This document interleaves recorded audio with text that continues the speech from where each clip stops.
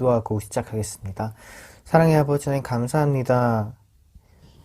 새로운 한 해를 맞이하게 해주신 감사합니다. 지난 한 해 동안 주님 우리에게 주신 은혜가 참 컸음을 고백합니다.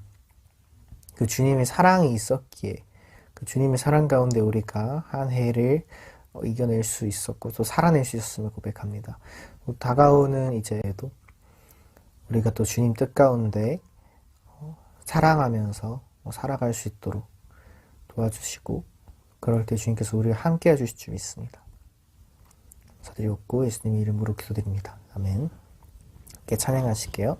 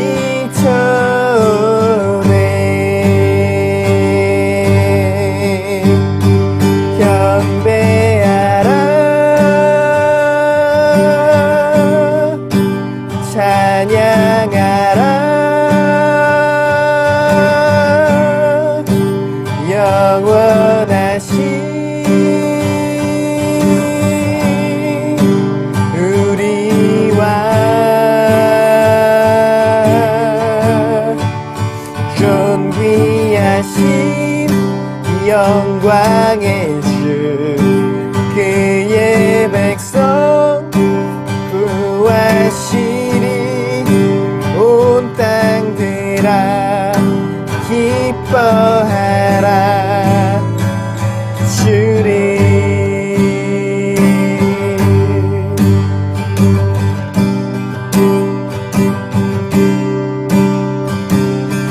시온의 영광이 시온의 영광이 빛나는 아침 매였던 종들이 돌아오네 오래전 선지자 꿈꾸던 복을 같이 누리겠네 경배하라 찬양하라 영원하신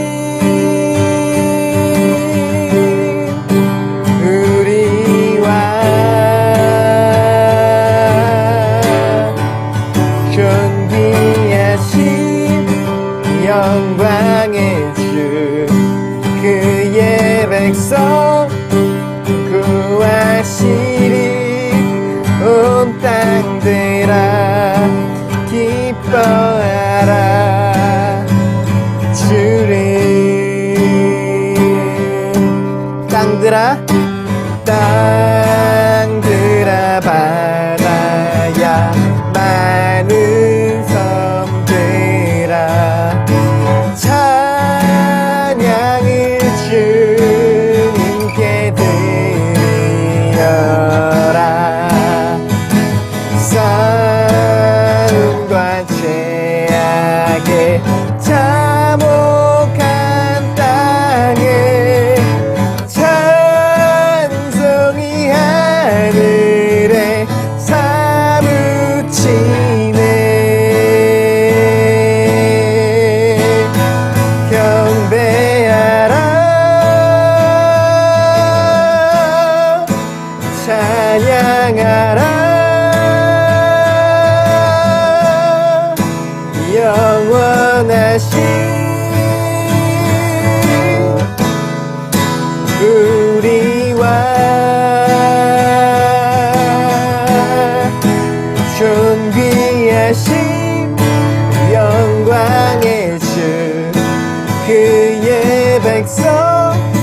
구하시리 온 땅들아 기뻐하라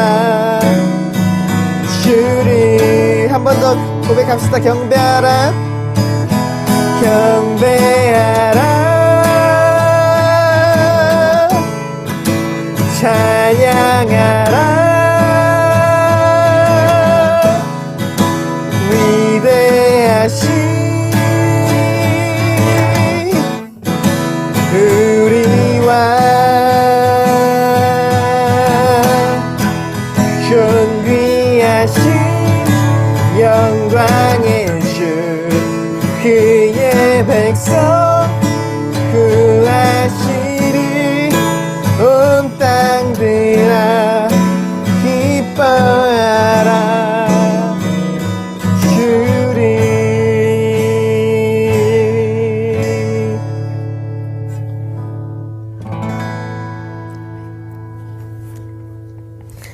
예수 그리스도의 오심은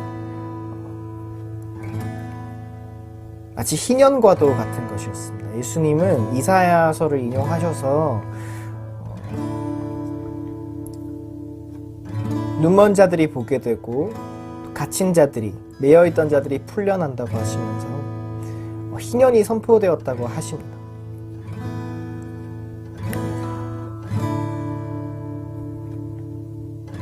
그래서 예수님은 병든 자 고쳐주시고 또 매여있는 자를 풀어주시는 그런 일을 하셨습니다. 또 새해가 밝았는데 올 한 해 우리가 살아갈 때 정말 그 매인 자를 풀어주시는 그 예수님의 사랑을 기억하면서 우리 새해가 다른 누군가의 우리 이웃의 삶 가운데 또 새로 시작할 수 있는 그런 희년이 선포될 수 있도록 하는 그런 인생들 될 수 있게 해달라고 이 시간 잠깐 같이 기도하겠습니다. 기도드리겠습니다. 사랑의 아버지 하나님 감사합니다. 주님 감사합니다. 우리를 인도하여 주셔서 주님을 알게 해주시니 감사합니다. 주님 우리가 연약한 자이지만 주님을 의지합니다. 주님 올 한 해가 또 새로 선포되었는데 우리 삶이 누군가에게 또 새로운 해가 되는 희년이 선포되는 그런 인생 될 수 있게 해주세요. 주님 매인자가 풀려나고 주님 못 본 자가 보게 되고 주님을 따라서 우리가 살아갈 수 있게 도와주세요. 섬기며 사랑하며 주님 알아가게 해주세요.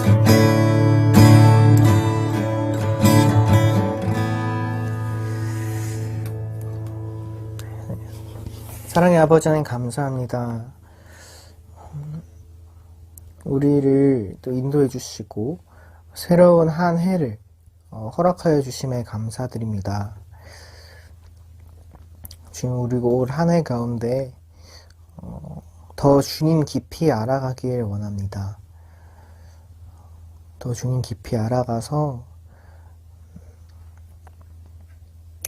그 우리를 향하신 주님의 사랑이 그리고 그분의 또 정의와 공의가 우리가 서 있는 이 땅 가운데 선포되는 그러한 또 한 해가 될 수 있게 도와주세요.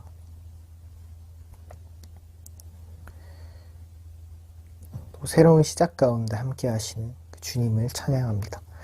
감사드렸고 예수님 이름으로 기도드립니다. 아멘. 이렇게 사도신경으로 우리 신앙을 고백하겠습니다. 나는 전능하신 아버지 하나님, 천지의 창조주를 믿습니다. 나는 그의 유일하신 아들, 우리 주 예수 그리스도를 믿습니다. 그는 성령으로 잉태되어 동정녀 마리아에게서 나시고 본디오 빌라도에게 고난을 받아 십자가에 못 박혀 죽으시고 장사된 지 사흘 만에 죽은 자 가운데서 다시 살아나셨으며 하늘에 오르시어 전능하신 아버지 하나님 우편에 앉아 계시다가 거기로부터 살아있는 자와 죽은 자를 심판하러 오십니다. 나는 성령을 믿으며 거룩한 공교회와 성도의 교제와 죄를 용서받는 것과 몸의 부활과 영생을 기도드리겠습니다. 주님, 2023년 새해를 허락하심에 감사를 드립니다. 지난 2022년을 돌아보면 그 지나온 모든 애들이 주님의 은혜이고 가장 최선의 길로 저희를 인도하셨음을 고백합니다. 기쁜 날도 있고 슬픈 날도 있고 힘든 날도 있고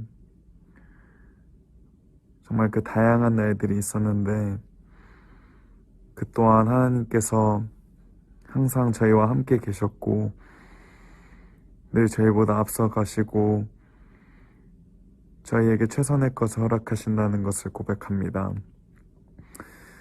주님, 이제 새해를 맞이했습니다. 우리 안에 많은 소원들과 많은 계획들이 있겠지만 그 어떠한 것보다도 예수님을 더욱더 사랑하고 예수님을 더욱더 알아가는 그런 한 해가 되게 하여 주시고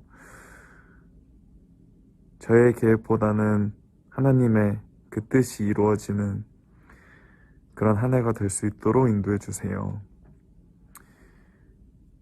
하루하루 살아갈 때 그 삶의 문제들보다 더 크신 하나님을 바라보게 하여 주시고 늘 주님을 신뢰하고 먼저 그의 나라와 의를 구하는 저희가 되게 해주세요. 오늘도 말씀을 전해주신 우리 백정석 목사님께 성령 충만함을 주시고 정말 그 가정을 통해서 복음이 널리 퍼질 수 있도록 그 복음의 통로로 그 가정을 사용하여 주시고 말씀을 듣는 저희들도 믿음으로 매 순간 무장하여 나아갈 수 있도록 인도해 주세요.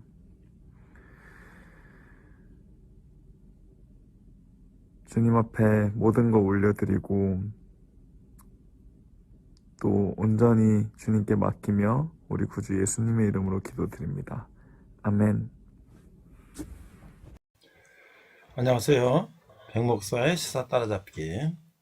이번 시간은 최초로 대서양을 무착륙 단독 비행을 성공한 찰스 린드버그라고 하는 조종사를 소개합니다. 아마 옛날에 위인전이나 여러 가지 이런 걸 통해서 한 번은 들어봤을 듯한 이름이죠. 자, 이 찰스 린드버그는 비행기로 대서양을 착륙 없이 단독으로 횡단한 세계 최초의 주인공이다. 자, 근데 사실 대서양을 횡단한 조종사는 그 이전에 66명이 있었다고 해요.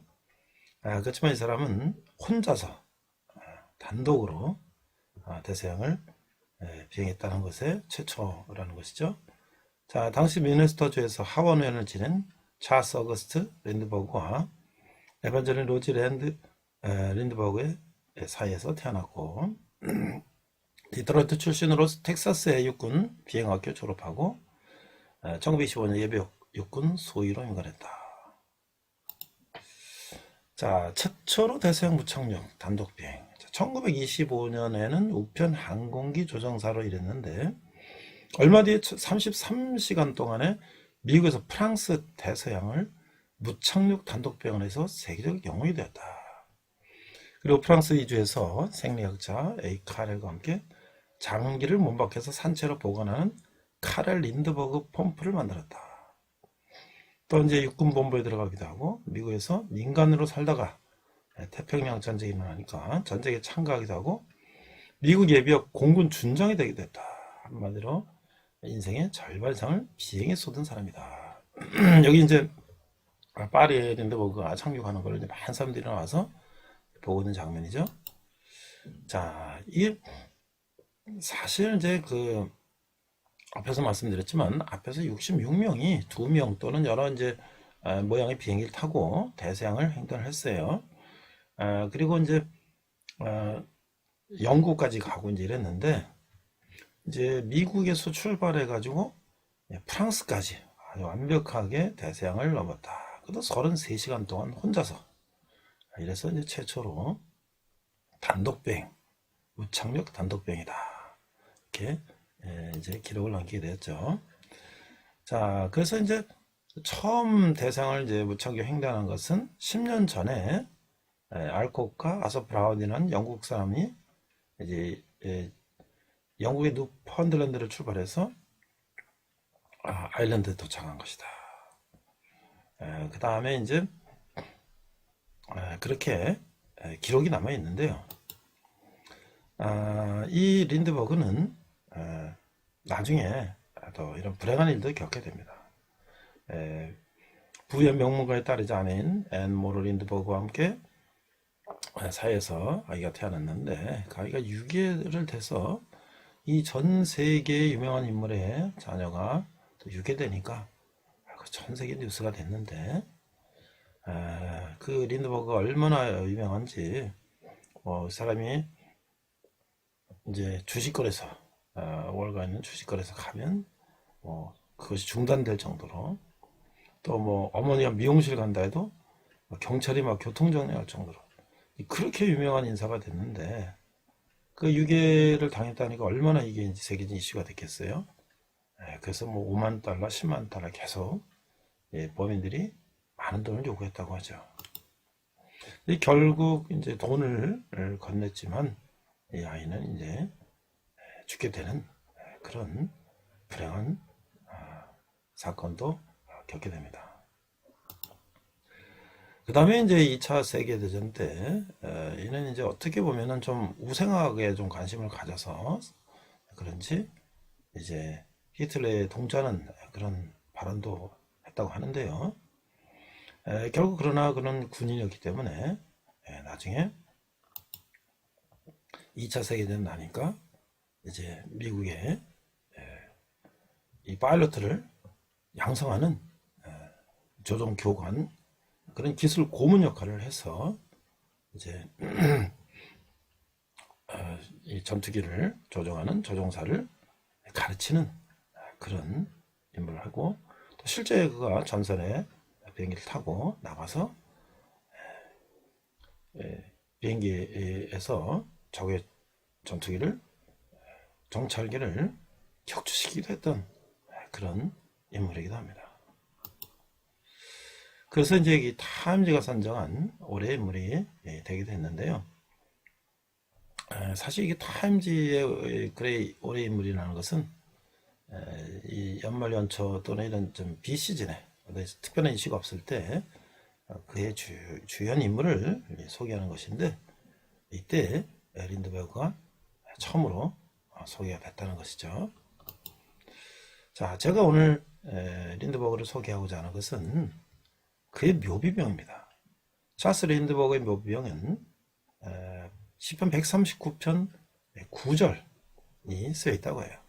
내가 새벽 날개를 치며 바다 끝에 가서 거주할지라도 이런 구절이 있는데 If I take the wings of the morning and dwell in the utmost part of the sea 그러니까 내가 새벽 날개를 치며 바다 끝에 거주할지라도 하나님의 손이 나를 보호하신다는 시편 139편의 9절 말씀을 자기 묘비명에 실었다는 것이죠.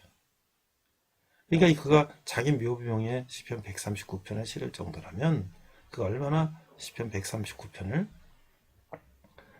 평소에 읽고 또 그 말씀에 의지하고 사실 그가 33시간 동안 이 대서양을 건널 때 그런 연료를 가득 채우기 위해서 심지어 낙하산까지 다 빼버리고 무게를 줄이기 위해서 그래서 33시간 동안 한숨도 자지도 않고 혼자 조종하고 갔다는 것이죠. 그래서 그가 그 바다 끝에 갈지라도 하나님이 나를 보호하신다라는 그 믿음을 가지고 갔다는 것이죠.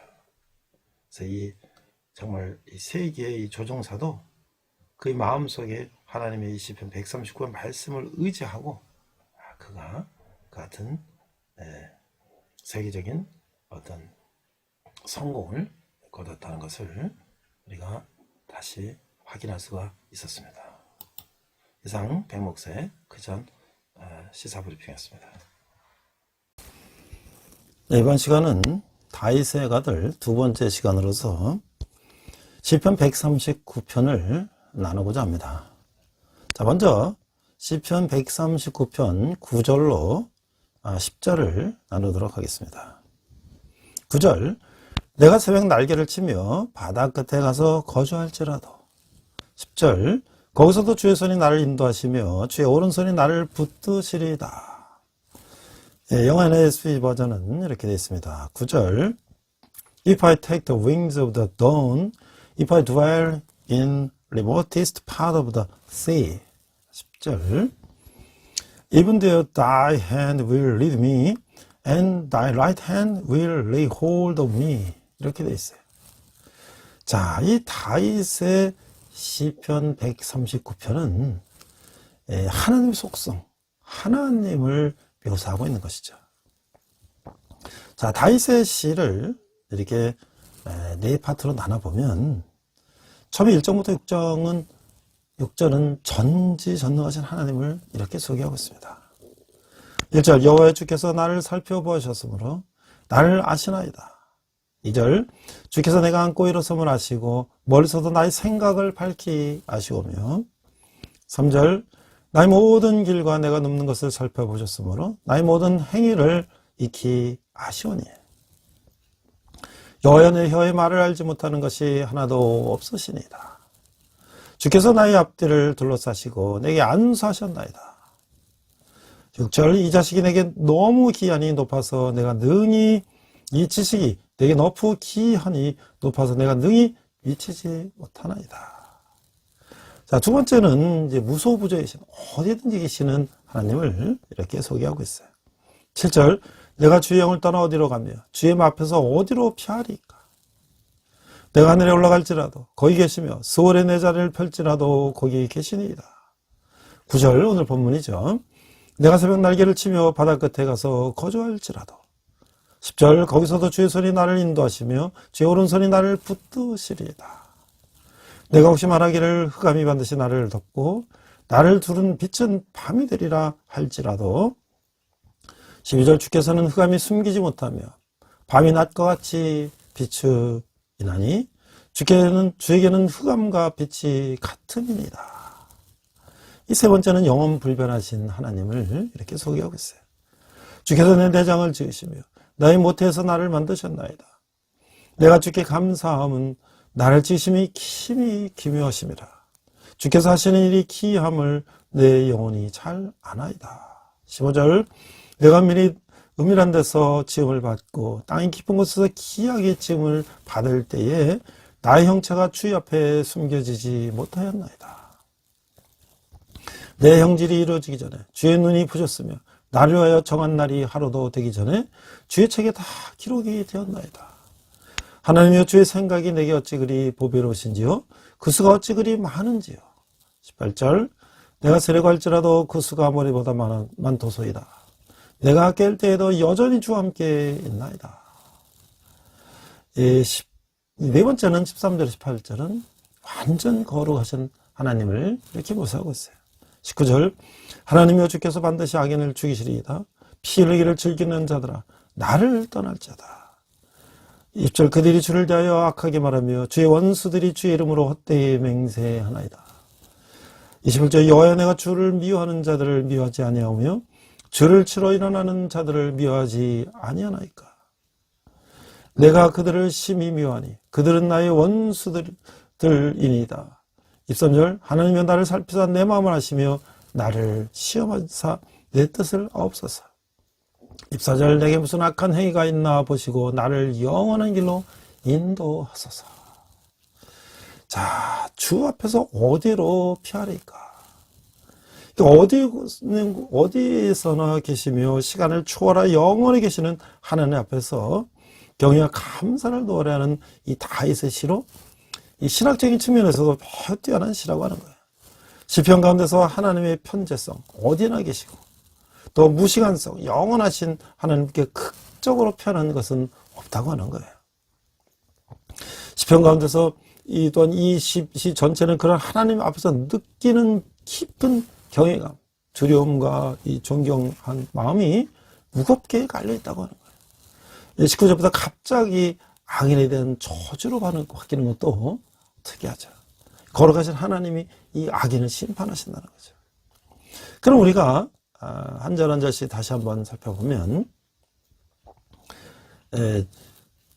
이 1절에서 6절이 전지전능하신 하나님인데 여호와 주께서 나를 살펴보셨으므로 나를 아시나이다. 주께서 내가 앉고 일어섬을 하시고 멀리서도 나의 생각을 밝게 하시오며 나의 모든 길과 내가 눕는 것을 살펴보셨으므로 나의 모든 행위를 익히 하시오니 여호와 내 혀의 말을 알지 못하시는 것이 하나도 없으시니이다. 주께서 나의 앞뒤를 둘러싸시고 내게 안주하셨나이다.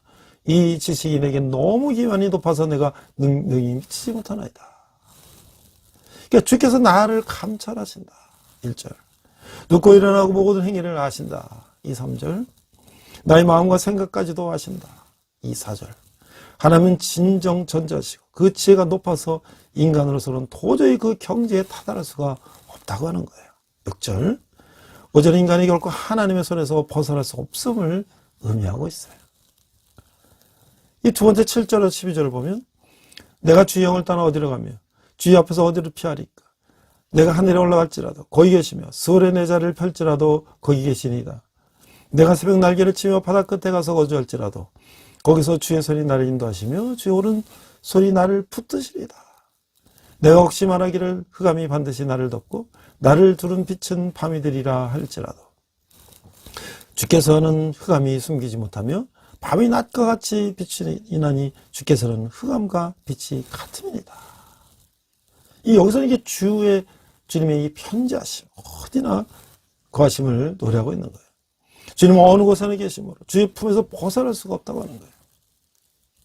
이 지상을 벗어나 하늘에 올라가도 죽어서 음부에 내려가도 하나님은 거기에 계신다.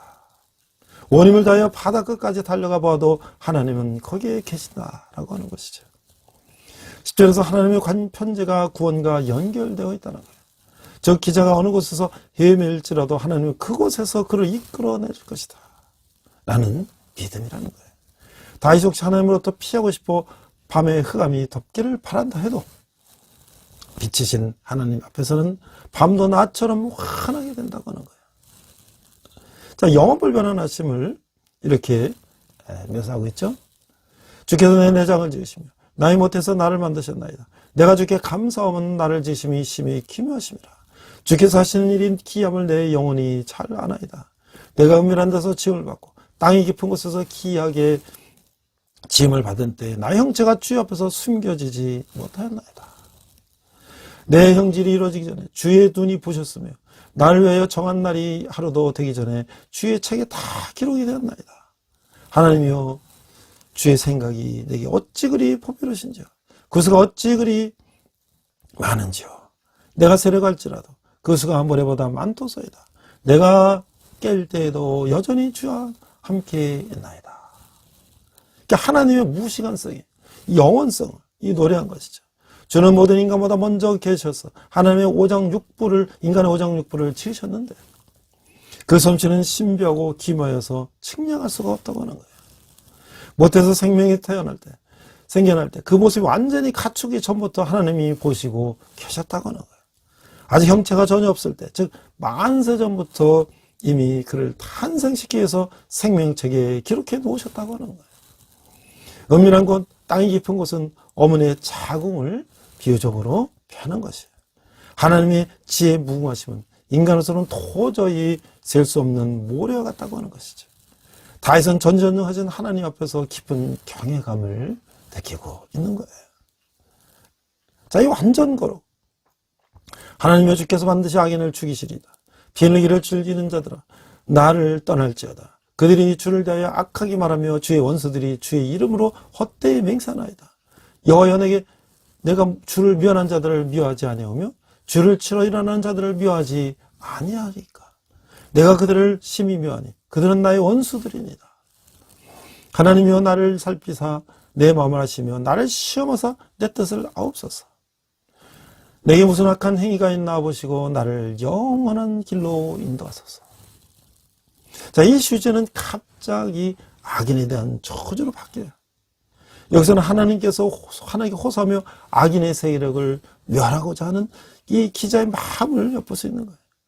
악인은 피 흘리기를 즐겨하는 자고 주께 악담하고 주를 미워하며 더 나아가서는 주를 치러 일어난다고 하는 것이에요. 여기서 그들은 주의 뜻을 거역하여 주의 백성들을 핍박하는 자들이라고 하는 거예요. 기자는 그들을 저주하는 가운데서도 끊임없이 자신을 돌아보고 있어요. 그래야 자신이 과연 하나님의 뜻을 거스르고 하나님을 욕되게 하는 자가 아닌지를 돌아보고 있는 것이죠. 의로운 자라야 영생에 이를 수 있기 때문이라고 하는 것이에요. 자, 제가 이 시편 139편을 이렇게 묵상하면서 어떻게 다윗은 이런 시를 3,000년, 거의 3,000년 가까운 전에 이런 시를 썼을까? 그런데 우리가 보통 시편은 많이 이렇게 특별하게 읽지 않으면 많이 읽지 않죠. 그러나 우리가 CCM 찬양이나 여러 가지 찬양을 통해서 시편 가사에 곡을 붙여서 많은 곡을 부르고 있는데 우리가 시편을 주의 깊게 특별하게 읽지 않으면 이제 많이 생략하고 넘어가죠. 그런데 제가 시편 139편 9절을 자기의 묘비명에 세운 사람을 찾아봤더니 그 사람이 바로 차스 린드버그라는 사람이에요. 이 사람은 대서양을 이제 무착륙으로 단독으로 비행한 횡단한 그런 조종사다. 사실 그 전에 66명이라는 사람이 2명이 타고 몇 명이 타고 해서 대서양을 건너갔지만 이 사람은 혼자서 단신으로 33시간 동안 잠도 안 자고 혼자서 대서양을 넘어간 최초의 주인공이다. 그 사람이 자기의 묘비병에다가 시편 139편을 써놓았다는 거예요. 이 사람 미네소타에서 하원을 지낸 아버지 어머니 사이에서 태어났는데 그 이제 비행학교 졸업하고 육군 소위가 됐어요. 그리고 이제 우편 항공기 조종사가 됐어요. 근데 그가 33시간 동안 미국에서 프랑스를 단독으로 무착륙 비행하면서 세계적인 영웅이 됐다. 그럼 나중에 이 사람은 또 무슨 생략이나 이런 것들을 또 관심을 가져서 장기를 몸 밖에서 보관하는 이런 또 의술을 또 연구하게 된 사람이고 나중에 이 사람이 2차 세계대전 때 참전해서 전투기 조종사로 참전하게 되고 전투기 파일럿을 가르치는 교관이 되게 된 사람이에요. 자, 근데 이게 33시간 대성을 횡단한다는 것은 사실 사람이 67번째 사람이다. 그 앞에도 있었어요. 그런데 이제 이게 유명한 것은 미국에서 출발해서 파리까지 그 먼 거리를 그가 이제 단독으로 비행했다는 것이죠. 그래서 그는 혼자서 비행기를 타고 오랫동안 비행을 해야 되기 때문에 그 당시 기술로서는 연료를 가득 채워야 되는데 그러기 위해서 모든 걸 다 비행기의 이 무게를 줄이고 말이죠. 심지어는 그가 이제 낙하산까지도 비행기에서 빼놓고 갔다는 거예요. 그럼 바다에서 빠지면 낙하산을 타고 탈출해야 되는데 저기 생명까지도 걸은 거죠. 그래서 그 비행기는 Spirit of Centuries, Centuries의 정신이라고 하는 써있는 그 작고 가벼운 비행기를 타고 혼자서 33시간을 잠도 자지 않으면서 이제 갔다 가는 거예요. 다른 사람들은 뭐 4명이 타는 비행기를 타고 2명이 타는 비행기를 타고 뭐 이렇게 이제 갔는데 그는 자기 혼자서 이렇게 교대하지도 않고 또 예비 조종사도 없고 또 예비 엔진도 없고 그냥 단독으로.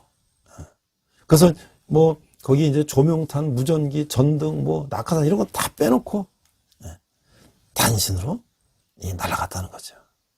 그래서 사실 뭐 33시간 잠 안 자고 간다는 게 보통 일이 아니죠. 그것도 극도의 긴장감 속에서 그 용변도 참고 말이죠. 깜빡 잠들면 그냥 대서양으로 추락하는 그런 비행기를 타고 그가 도착을 했어요. 근데 도착해서 환영 인파들이 막 인터뷰하고 막 그를 환영하는데 그는 일단 너무 긴장이 풀리고 졸리니까 호텔 가서 잠부터 자고 자기가 이제 환영식에 참가했다는 거예요. 자, 그런데 그 사람이 시편 139편의 9절을 자기 묘비용으로 썼다는 것은 그 얼마나 하나님의 내가 바다 끝을 갈지라도 하나님이 함께 하시고 하나님의 손을 나를 붙잡고 계신다는 것을 그가 강조하고 있다는 것이죠. 그 마음속에 평생 그 마음을 가지고 있었다는 것이죠. 자, 우리가 이제 하나님은 매일같이 우리를 테스트 하신다고 해요. 다윗은 자신을 지으신 창조주 하나님 앞에서 늘 온전하고 깨끗한 삶을 살기 위해서 하나님이여 나를 살피사 내 마음을 아시며 나를 시험하사 내 뜻을 아옵소서라고 고백했다는 거예요. 하나님 우리가 어떤 환경에도 불구하고 하나님을 의지하는지 시험하신다고 하는 거예요. 하나님 때로는 양식이 떨어지기도 하시고 돈이 떨어지기도 하시고 때로는 다른 필수품들이 떨어지기도 하신다는 거예요. 그래도 불평하지 않고 하나님을 의지하는지 시험하신다고 하는 거예요. 하나님 우리가 겸손한지도 시험하신다고 하는 거예요. 우리 주위에 교만한 자들을 데려 놓으시고 우리가 계속해서 겸손한지를 시험하신다고 하는 거예요. 그럼 우리는 나 자신보다 남을 낮게 여기는 사람이 되도록 언제나 기도해야 한다는 것이. 하나님 우리를 다른 사람들을 시기하는지 시험하시는다는 거예요. 하나님은 잘난 사람을 우리 옆에 두기도 하시고 돈 많은 사람을 옆에 두기도 하시고 예쁜 사람을 옆에 두기도 하신다는 거예요. 그래서 우리가 그 사람을 시기하고 질투하는지 시험하신다고 하는 거예요. 우리는 그 사람이 잘난 것 때문에 하나님께 감사할 수 있다고 하는 거예요. 하나님은 우리가 화를 내는지 아니면 온유하게 처신한지 시험하고 계신다고 하는 거예요.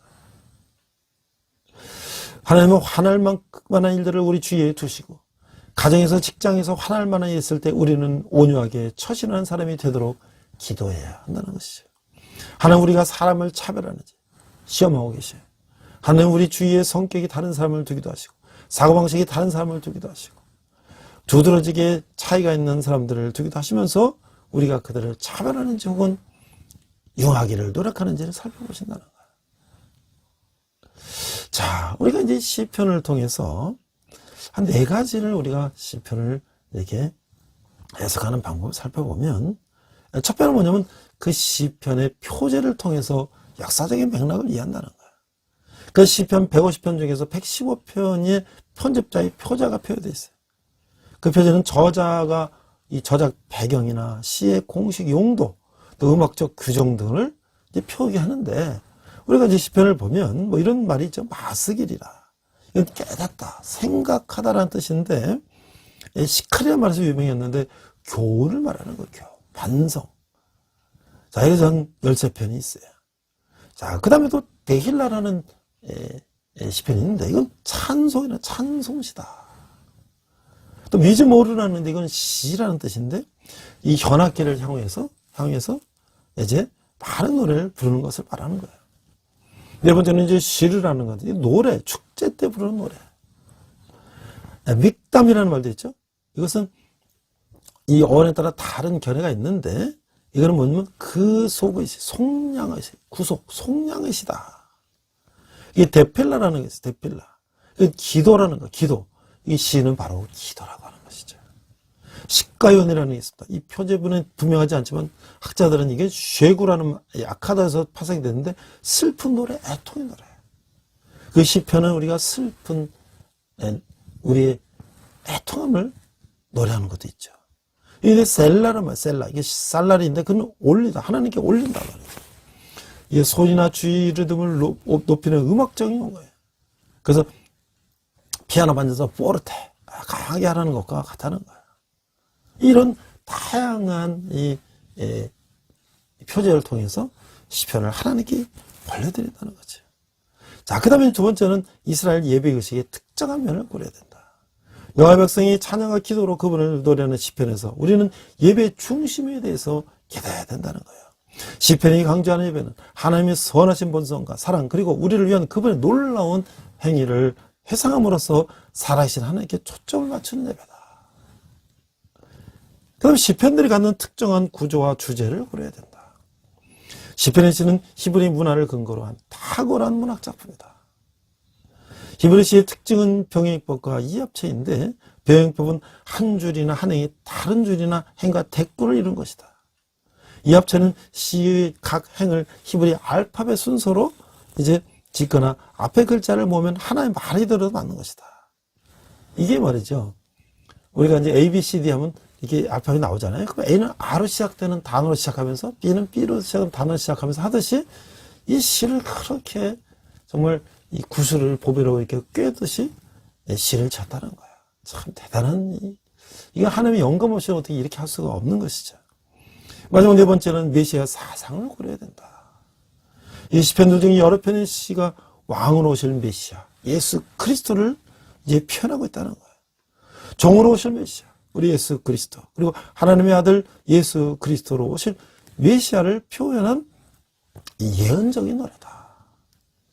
개인적인 탄식이나 찬양의 노래들이지만 이 시편들조차도 우리가 하나님의 백성이라는 차원에서 이제 내재되어 있다. 우리 개인은 연합적 관계 속에서 하나님의 이제 하나로 속한 민족의 일부라고 하는 거예요. 그리고 간간히 등장하는 메시아 시편은 신약의 메시아 사상의 열쇠가 된다고 하는 거예요. 이 시편들이 예수 그리스도 안에서 성취된다고 하는 것이죠. 그래서 139편에서 배우는 하나님의 속성은 이 신학에서 말하는 하나님의 속성을 밝혀주는 이 신 하나님을 말하고 있는 거예요.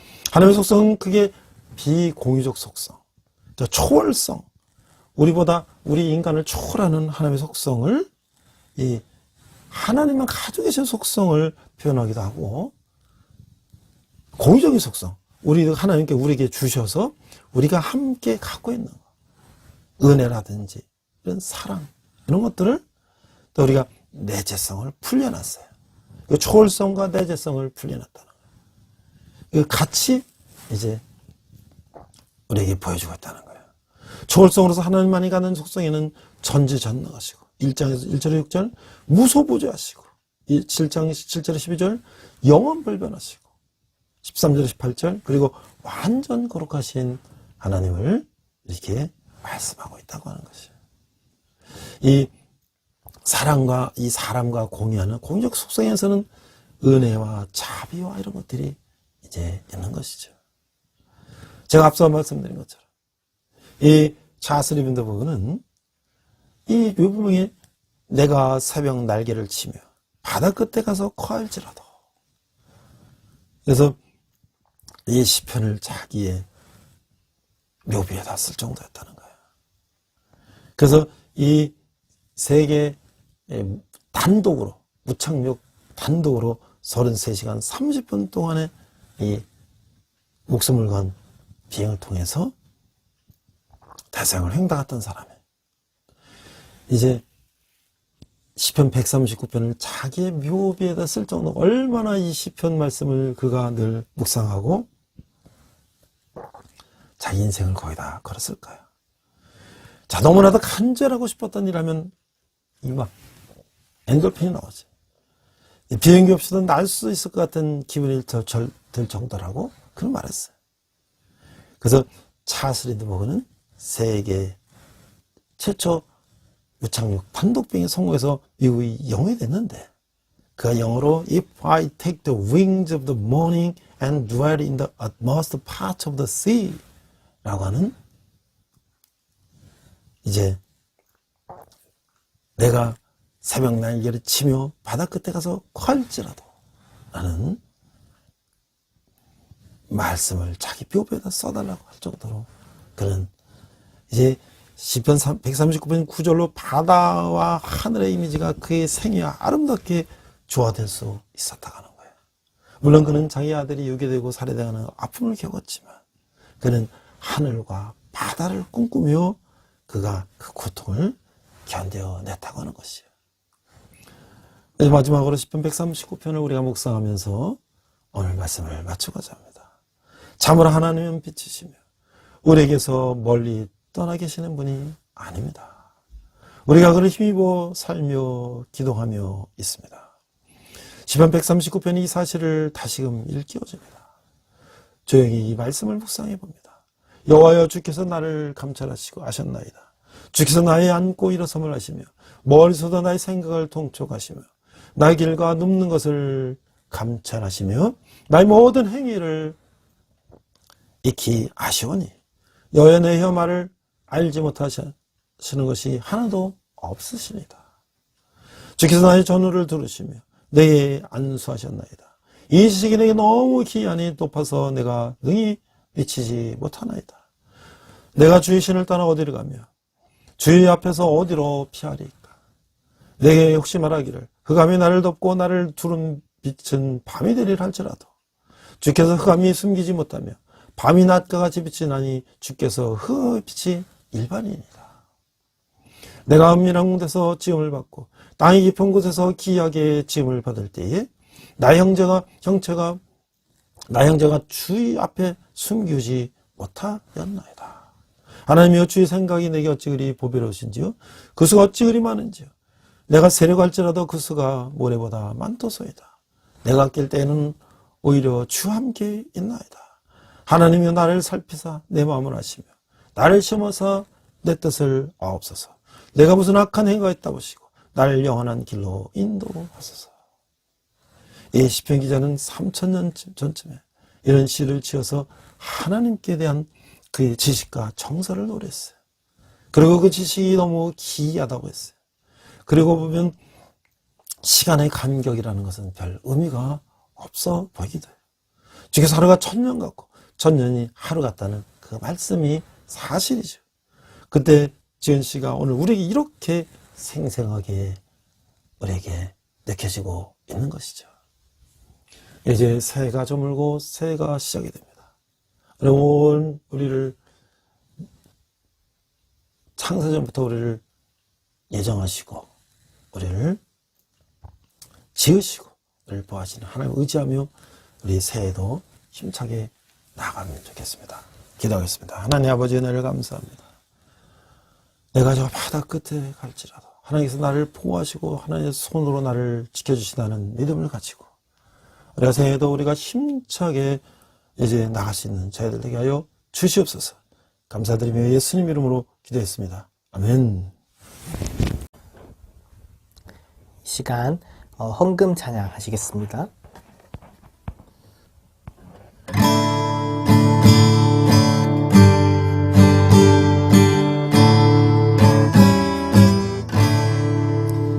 내게 있는 모든 것을 아낌없이 드리네.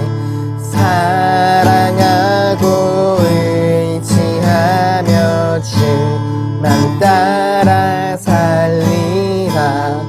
주께 드리네. 주께 드리네. 사랑하는 구주 앞에 모두 드리네.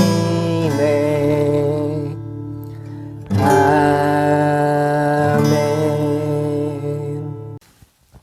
자, 이제 새해가 밝았습니다. 우리가 지난 한 해 동안 참으로 3년간 코로나 어려운 시기를 겪었는데 아직도 이제 그런 여파가 남아있지만 이제 새해는 또 우리가 교회가 다시 한번 새롭게 재건하는, 부흥하는 그런 역사가 있어야 될 것 같습니다. 우리 대학도 이제 새로운 봄에 맞이하면 캠퍼스에서 사역이 이루어지고, 군대인이 추운 겨울에도 이제 훈련하고 또 이제 군대생활 하는데 젊은이들이 힘들고 어려울 때 우리 하나님을 의지하고 군대생활 잘 감당했으면 좋겠어요. 지난 성탄절날 또 그 12월 달에 우리 위문 오는 분들이 찬양팀도 오시고 군성교팀도 오셔서 이 전방에 작은 부대에 있는 용사들을 위로하고 그들을 격려하고 또 간식도 제공하고 그랬는데 너무 감사하죠. 그래서 적은 우리 숫자지만 모여서 예배하고 찬양하며 그 젊은 날에 하나님을 의지하며 나간다면 그 인생이 정말 세상이 감당할 수 없는 그런 인생이 될 거라고 생각합니다. 여러분이 후원하시는 작은 후원은 이 청년들이 주님께 돌아오는데 사용될 것입니다. 저는 내년에도 이제 변함없이 우리 청년들을 주님께 인도하는데 열심을 다할 것입니다. 기도하겠습니다. 하나님 아버지 은혜를 감사합니다. 저기 저음 여분을 주님께 드렸습니다. 예물이 쓰이는 것마다 주님 영광이 나타나게 하시고 특별히 젊은이들이 주님께 돌아오는데 귀하게 사용되게 하여 주시옵소서. 지금은 우리 주 예수 그리스도의 은혜와 하나님 아버지의 극진하신 사랑과 성령님의 감화건도 역사하시며 내가 저 바다 끝에 갈지라도 하나님의 오른손이 나를 보호하시라는 건 믿음을 가지고 또 새해를 힘차게 살기를 다짐하는 우리 예배를 드리는 모든 성도들이 열방의 백성들과 선교사님들이 특별히 북한에서 고통받는 북한 동포들 위해 지금부터 영원토록 함께 하시기를 간절히 축원합나이다. 아멘. 함께 선한 능력으로 찬양하시면서 새해를 힘차게 맞이하시기 바랍니다. 이 시간 함께 결단 찬양 선한 능력으로 부르시겠습니다.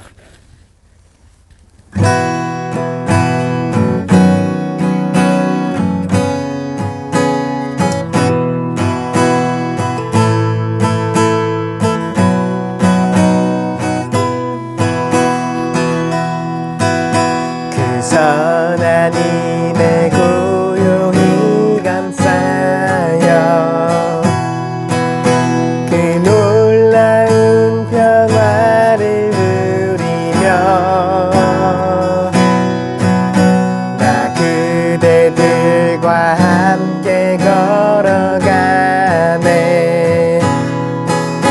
나 그대들과 하늘을 여네. 지나간 허물 지나간 어물 어둠의 날들이 무겁게 내 영혼 짓눌러도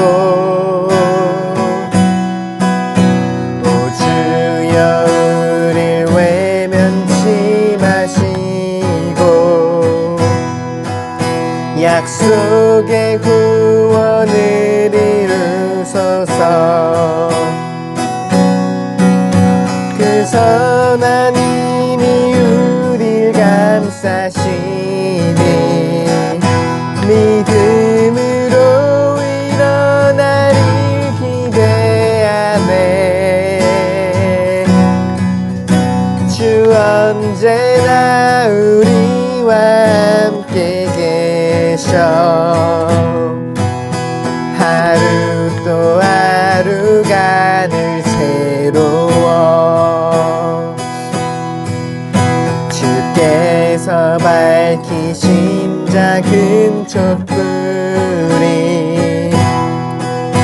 어둠을 헤치고 타오르네. 그 빛에 우리 모두 하나 되어 온 누리에 비추게 하소서. 그 선한 힘이 우리 감싸시니 믿음으로 일어날 일 기대하네. 주 언제나 우리와 함께 계셔. 하루 또 하루가 늘 새로워. 이 고요함이 깊이 번져갈 때 저 가슴 벅찬 노래 들리네. 다시 하나가 되게 이끄소서. 당신의 빛이 빛나는 이 밤 그 선한 힘이 우릴 감싸시니 믿음으로 일어나를 기대하네. 주 언제나 우리와 함께 계셔. 하루 또 하루가 늘 새로워. 주 언제나 우리와 함께 계셔. 하루 또 하루가 늘 새로워. 주님과 동행하는 복된 한 주 되시길 축복합니다.